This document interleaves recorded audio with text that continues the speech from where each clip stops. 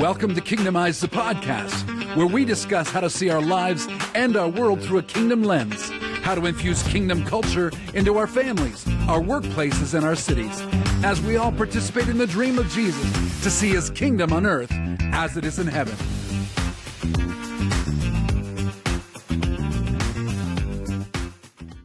Kingdomize, the podcast. Bruce, Mann, as I live and breathe, we're back together again. This is amazing. It's amazing.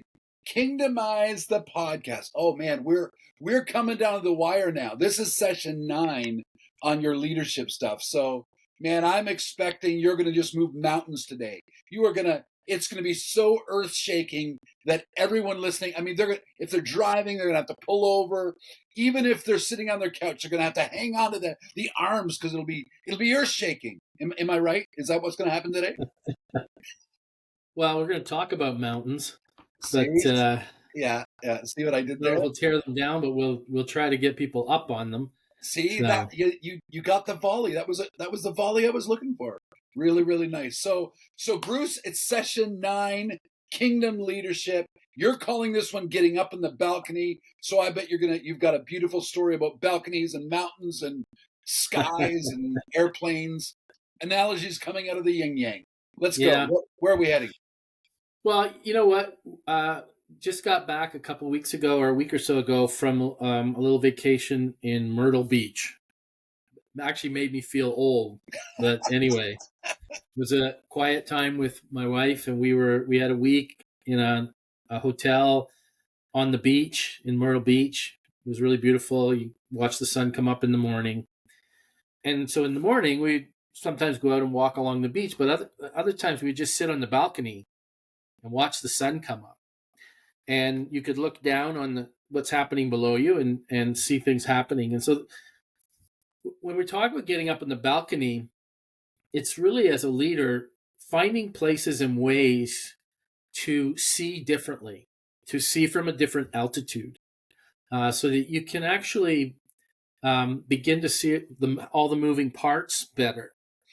Because we spend a lot of our life in the midst of all the turmoil and work and decision making and interaction, and that's all healthy and good and necessary. But as a leader, we need to get up high sometimes and see differently. And so, simply just call this Getting Up on the Balcony. How do we do this effectively, and why do we do it? Yeah, really good. Well, I have the great privilege of having heard this teaching before, which is fantastic. And now I've read your notes.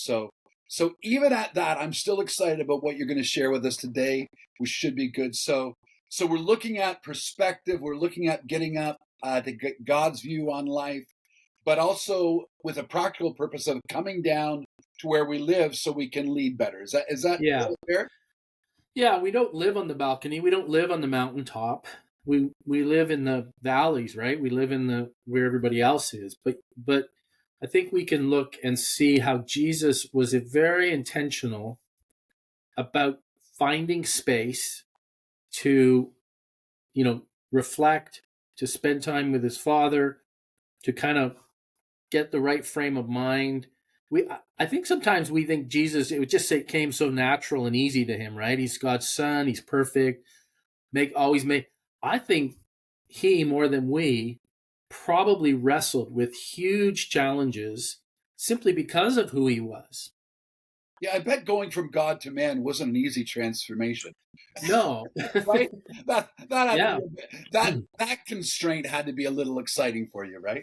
Tempted in all ways like we are, but without sin.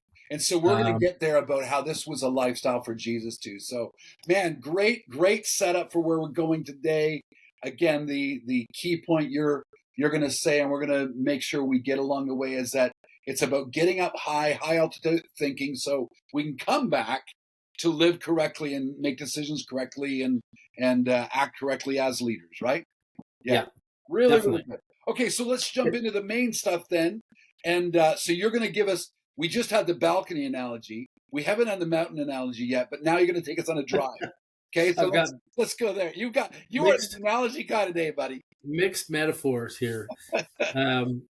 Here's a new one. Here's another little story. I have a, a lot of people have a playlist, and so I have a playlist of songs, and there's two songs there that are about taking the long way home. One by Bob Seger and one by Nora Jones, and I like them partly because of the idea of taking the long way home. My wife and I'll be going somewhere, once in a while, and we're heading home. And I don't do this all the time, but every once in a while, I'll just say, I'm going to go this way instead of this way. You know how you get in a routine of just doing things? Yeah. And the whole point is, and she will sometimes, why are you doing that? It's going to take longer to get home.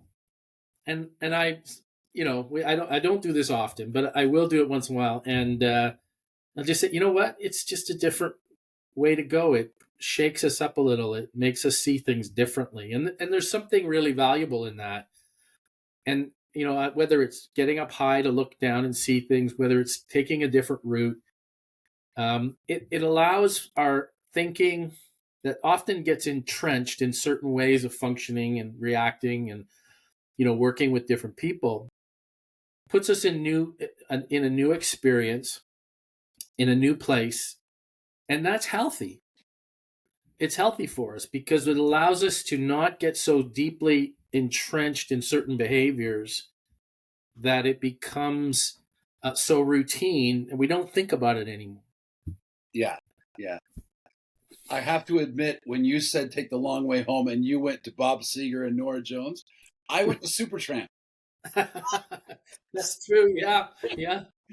All right. So we've all got these. We all got these songs playing in our head, and I'm sure there's going to be people in different parts of the world going, "I don't know anything you people are talking I about." know, but that's okay. But the whole point is about taking the long way home, and on purpose, right? It's take the long way home on purpose. On purpose. You said something earlier, and I don't know if you said it directly yet, so I'm going to say it's about an intentional disruption.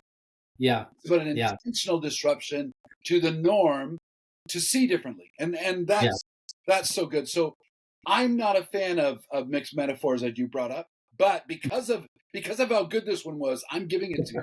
Fantastic. Good. So let's talk about Jesus. He did this quite a bit, right? Yeah, definitely. One of the ways that we disrupt our routines is through solitude. Right. And we live in a noisy world. We live in a world where we're constantly bombarded with messages. You can't drive down the road without billboards and signs. We carry, messages, constant messages in our pockets. Yeah. With us, and spend. For those that are not watching but listening, Bruce just held up his phone. In case his phone, yeah.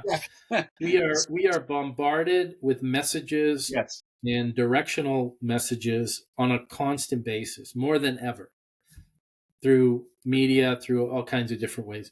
Yeah. And so the ability to find time for solitude, being alone, is really fundamental to developing, to spiritual formation for a follower of Jesus, but also as a leader, to be able to process, clear your mind, see differently, have some different input. Intention. We'll get to the input in a moment, but we see very, very clearly that Jesus spent significant time in solitude. Yeah. It just, we see this in Luke chapter 5, verse 16 and 6 and verse 12, where Jesus often withdrew to lonely places and prayed. He would go on his own by himself someplace, often at night or early in the morning. And we see him doing this, not just in, when there was a need because of a significant decision that had to be made. We know he did this prior to selecting his disciples and that sort of thing. But it's referred to enough, and you can see that it's a practice, a habit, a discipline that he practices. Yeah, really good. It's interesting. One of the first books of prayer that I remember reading that really affected me was a book called by Larry Lee. I don't know if you remember Larry Lee, but he wrote a book on the Lord's Prayer, which was fantastic. Yeah. And anyway, his phrase in that book was, Jesus went from one place of prayer to another place of prayer, and in between perform miracles. So that the place of solitude was his life. He went from one place of prayer, solitude, or intentional disruption, if you will, to the next, and in between, just perform miracles. Really, Yeah. I thought that was really good. So solitude is one part of allowing yourself to get up on the balcony or to get up to a high altitude place. Yeah. I think the other way is, as we already said, doing things that disrupt your routines. Take the long way home. Yeah. And I think we see that in Jesus in significant ways, where I always found this reading the Gospels. Jesus always seemed to be busy, but never in a hurry. Yeah. Yeah. Right. And one of the episodes that we see how, in the Gospels, we see him intentionally leave. He's going to Jairus's house. His daughter, Jairus's daughter, is sick. He at that point doesn't know that she's already died. Yeah. But he said, okay, I'm going to go to your house. And he's going, and there's a crowd pressing in around him, kind of blocking the way and making it difficult to get there. And I'm sure they're trying to get him through all the crowd. And then the woman with a bleeding issue somehow touches him, touches his robe, touches, maybe the tassel on his shawl, on his clothing. And Jesus stops and he says, hey, somebody touched me. Right. I said something happened. That some power, something had taken place. Yeah. And and you see the frustration come out on the disciples, and probably Jairus, who's anxious for his daughter. There's hundreds of people here. They're pressing in and they're touching you, but you stop and say, somebody touched me? Like, what's wrong with you? What do you mean somebody touched you? Everybody's touched you. Yeah. And what stands out to me, I mean, we could spend a lot of time on this, is just his ability to stop and respond, to recognize something happened and not be controlled by external pressures to get somewhere at a certain time. Now, I'm not advocating being tardy and not getting to appointments when you're supposed to, but living our lives in such a way that we are the ones managing our time and what we do with our time, rather than the pressures of and expectations of society managing our time and the expectations that we'll do certain things in certain ways. And that's a discipline. Yeah. That requires thought and processing what you're doing. And for a leader, it's really significant because their whole life is about leading, right? So there's pressures, there's things that are demanding your time. Yeah. So, yeah, the understanding of time management with the tension of you're working with people. And so the people management part of, Jairus is important and the disciples are important, and now this woman's important. And how do you do it all at the same time? And it is those times that you said, it's those times alone in solitude where we get the perspective to be able to do those important points. So and that solitude gives us the perspective to know what to value. Right. Like how to prioritize things. And we see that in Jesus come out on a number of different occasions. We see it when the disciples are saying, hey, get rid of these kids. They're messing up our day. Yeah. Right? Yeah.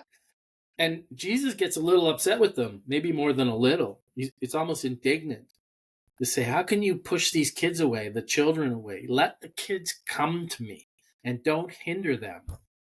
And I bring this up. Obviously, the value of children is high in Jesus' eyes.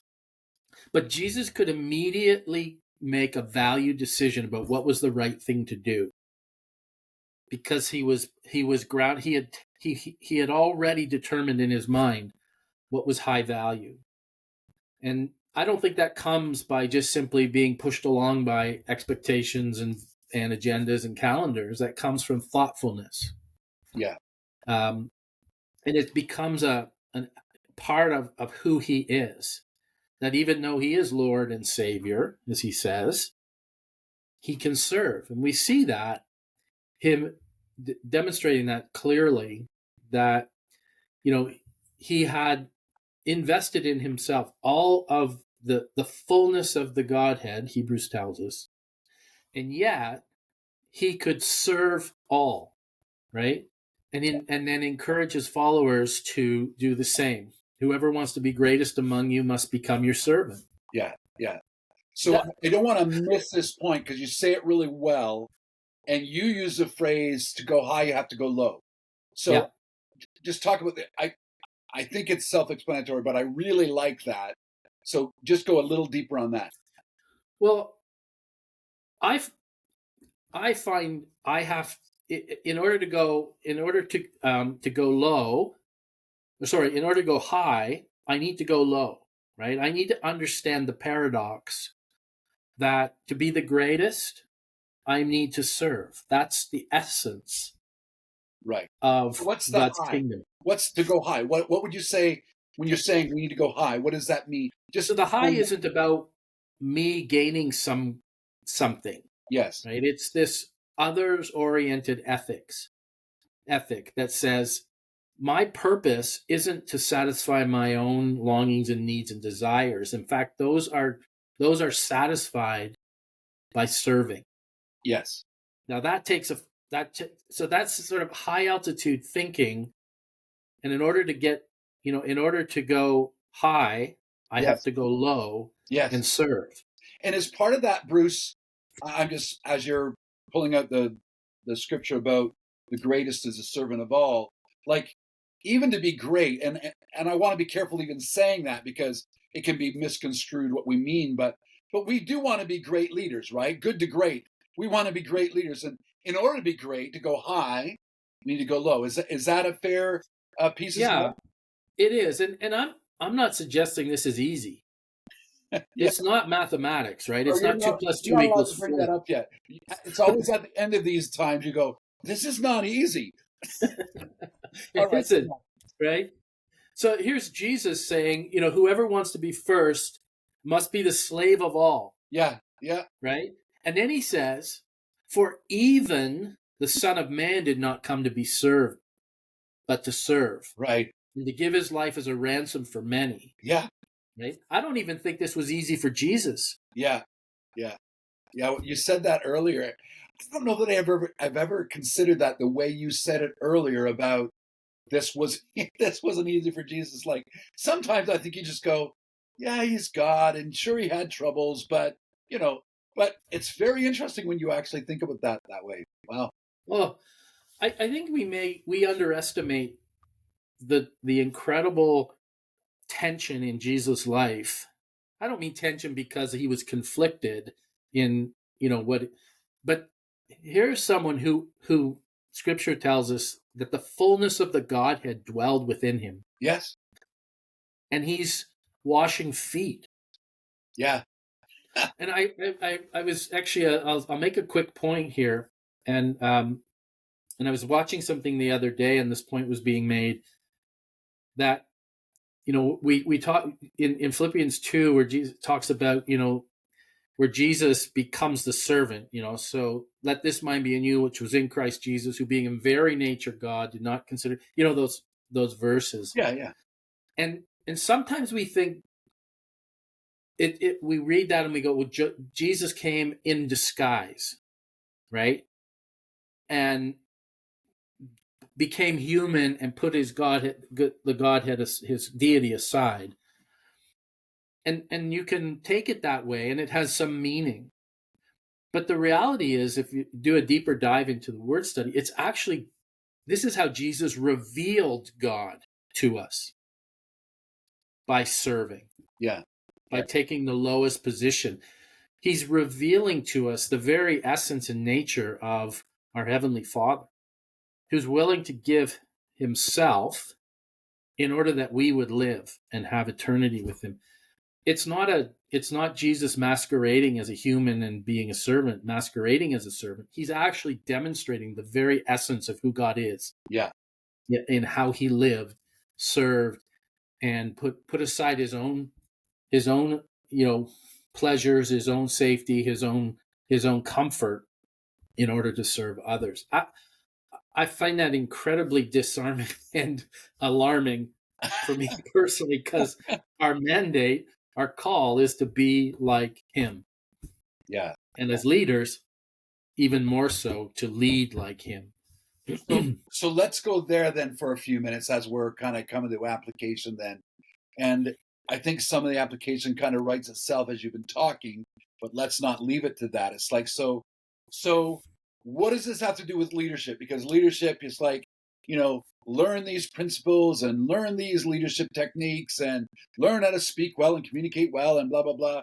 Like, what does this balcony thing have to do with leadership? So the reason I think it's really fundamental in terms of leadership is because getting up high, getting up on the balcony and seeing things from a different perspective, from a different altitude, allows us to see differently in a couple of different ways. First, it allows us to see clearly because we're not hampered by things right in front of us. You're in a crowd and, you may only be able to see 10 people around you because you're in a crowd, even though there may be thousands of people there. Yeah. But if you get up high, you can look down and see the thousands of people. You can see the implications of your leadership differently from a high altitude.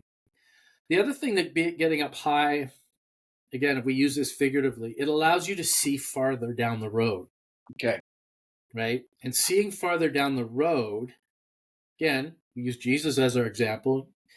In Hebrews, we read where Jesus, who for the joy set before him, something beyond, right, endured seeing further down the road allows us to get a proper perspective of the obstacles that might be in front of us. It allows us to get a proper perspective of the things that are actually impacting the circumstances, situations, the things that we're actually leading through. And so I think it's fundamentally important for leaders to be able to define that time of solitude, of different vantage point, and to intentionally disrupt their lives, which is a whole lot easier than being unintentionally disrupted. Yeah. Although that's part of life too. Yeah. But to intentionally disrupt their lives and do something, and this can come in so many different ways, can be, as we said, you take the long way home. That's just a kind of a phrase. It can be, you know what? I'm going to read a different type of book than I normally read. Right. Or I'm going to read an author that I don't even know if I like or I'm challenged by, just to gain a different understanding, a different perspective, and maybe figure out why you don't like them. But at least anyway, I think the point here is this intentional disruption so that we are using understanding the times and knowing what to do, to go back to our Old Testament, the men of Issachar, who understood the times and knew what to do. Yeah. That doesn't come naturally to us just by putting our head down and working. It comes by thoughtfulness, intentionality, times of reflection, of solitude, of inquiry, all the things that you need to be able to lead well. Yeah, really good. I'm going to throw in a personal bent here. You're the leadership guy and I'm the city transformation guy. So, under the banner of getting up on the balcony or up on the mountain, we talk about this a lot. As you know, we talk about this a lot in the sense of get up higher and look over your city for a different perspective. Like there's all kinds of stories that come out of what have happened in Juarez, Mexico and Thailand and all of our friends around the world that have done this. I got a friend in the UK that has a whole ministry based on this idea. He calls it Rooftop, Dennis Heathers. And the idea of intentionally getting up higher to get better perspective and in terms of how does God see this? How does God see this? And it's actually, we've had some very powerful moments doing that in that city transformation model on purpose, right? Yeah. Again, I come back to Jesus. He has a mountaintop experience. He's approaching Jerusalem. And if there's a spot, I've been there, when you come around the Mount of Olives and you're at a spot and you look, and the city of Jerusalem the old city is right in front of you. You can see the whole thing. And the emotional reaction Jesus has in that moment, Jerusalem, Jerusalem, his heart just is broken for the city of Jerusalem and knowing what was coming. And so these are powerful times, but they're intentional times, right? They don't just sort of fall out of thin air. They're times of thoughtfulness. And we need to, as leaders, take those times and make sure that we have the right, the things that are influencing our decision making, how we lead, are the right ones. Well, because there's enough of the wrong ones that come at us regularly. Yeah, for sure. Well, before we wrap up today, let's go into that for a minute. Then let's go into that intention as we wrap up. What can that look like? Yeah, well, one of the things that might be helpful for people to do, and we've done this in different ways, but it can simply be done by taking an inventory of how you use your time. You don't have to do this forever, but take a couple of weeks and just write down, okay, I'm spending X number of hours doing this and doing this and doing this. And, I work, so many hours, I spend so many hours maybe in, with my family and reading, whatever. How much time do you spend watching television or, scrolling on your phone, or like get a bit of an inventory of how you're using your time, and then assess that inventory and say, how much of all these hours that I have are actually disruptive in the positive sense. Yeah. Are times where I can be refreshed and reflect and be recharging. And obviously there's the normal times of recharging for eating and sleeping and that. We get that. But even think about, am I actually eating well? Am I stopping, am I stopping for spend time in with my family over a meal and talking about things, and like it's an inventory, right? And people are listening, they're smart. You don't have to look too long and say, oh, there's some unhealthy elements to my life that probably should change. And so you ask yourself these questions. How much time am I giving to healthy input, physically, emotionally, relationally? What does my schedule look? What are the messages it's sending? Does my schedule demonstrate that I value the things that Jesus valued? Yeah. Right? Am I depositing and building into the true riches of life? Not just the physical, not just the financial, but the true riches of relationship, of legacy, of seeing God's kingdom established. And how am I using my time and my resources? And then ask yourself simply, what adjustments do I need to make? Really good. No, that's amazing. I back when, so this goes back a few years, obviously, but back when Facebook came out, so what's that, 12, 15 years ago, whatever, I heard somebody say that the advance of Facebook proves we were lying when we said we didn't have time to pray. Right? Good point. Yeah. So that inventory of time, and as you said, not just time, but what are we doing physically, our health, and are we valuing what Jesus values? All really, really good. So bring it home for us. Last thoughts, how you want to wrap this up today, Bruce? Well, I've learned to really treasure the times on the balcony, and whatever that looks like. Sometimes it is physically a balcony. Yeah. Sometimes it's a getting up on a mountain. Sometimes it's just a quiet time in the morning before the busyness of the day. And then there's those times when it just happens and you get some free time and you have some ability. I do a bit of traveling sometimes, and I've had a chance to, maybe have a day in a city that by myself that is interesting. And you just spend time going to places, doing things that recharge you, give you some new insight, allows you to sort of get a perspective maybe on history. So doing things that intentionally disrupt our tendency to get locked into schedules and routines and habits that are not always healthy or not always long-term building up something good in us. Yeah. So really, really good. I knew it would be. So, Bruce, thanks so much for sharing this up on the balcony. Lesson 9, we're coming down the wire, my friend. Lesson 9 of 10. And so thanks, Bruce. And thank you for listening today. Thanks for being with us. As always, please, if you've got thoughts and comments, we do want to hear them. If you like what you heard today, you should share that with somebody. Don't just keep it to yourself. How selfish is that? But you should share it. Tell them about our YouTube channel, Spotify, how they found us, Facebook, whatever. We would love if you shared that, and that would be great. Hey, let me tell you one thing, and while Bruce is here, I'll just say this, that we have a number of offers that we can bring to you. Bruce's course is available. If you want to get a hold of him, we have a course called Kingdomize Your Business. We're about to start the 4th cohort of that. We've got courses on city transformation. So lots of stuff we can offer you. If you hear anything on any of our podcasts, if you're wondering if we have more teaching on that, the answer is yes. The answer is always yes.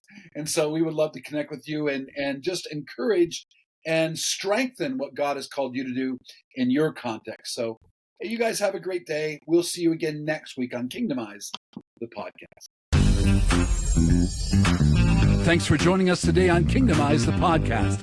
Let's keep the discussion going throughout the week on our socials or on our website, kingdomizeglobal.com. Contact us today to see how we can walk together to see more of God's kingdom in your city as it is in heaven.